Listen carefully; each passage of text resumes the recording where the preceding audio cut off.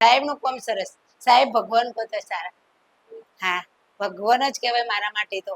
સાહેબે મને કીધું કે બેન તમારે 3 મહિના દવા ખાવી પડશે. કમ્પ્લીટ 3 મહિના થયા એટલે સાહેબે દવા એમના જાતે જ બંધ કરી દીધી કે મારા તરફથી તમારે કોઈ દવા બેન નહીં. ડાહીબેન ગોવિંદભાઈ પટેલ સાગોડિયા.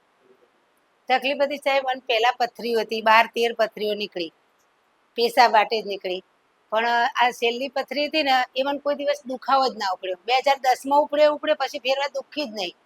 અને પછી પથરી ફસાઈ ગઈ નળીમાં. એટલે ડૉક્ટર મને દુખાવો થતો હતો એટલે અમે બતાવ્યું.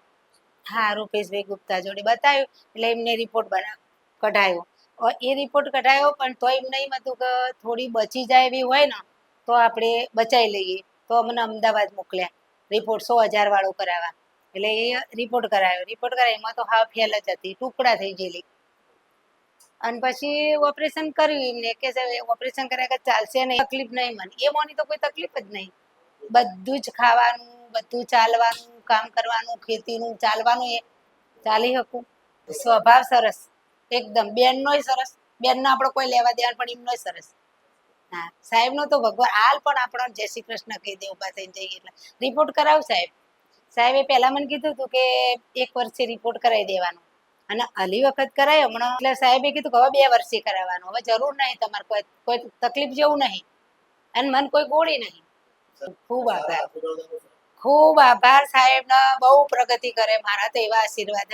અને સાહેબ તમે શીખ્યા એવું બીજાને શીખવાડજો એટલે અમારા જીવનની જિંદગી સારી થઈ જાય. काफ़ी बार हमारे पास जो पेशेंट आते हैं वो बताने में इतना लेट हो जाते हैं कि उनकी जो किडनी होती है वो पथरी के कारण से डैमेज हो जाती है। ऐसे केस में हमको किडनी भी निकालनी पड़ती है।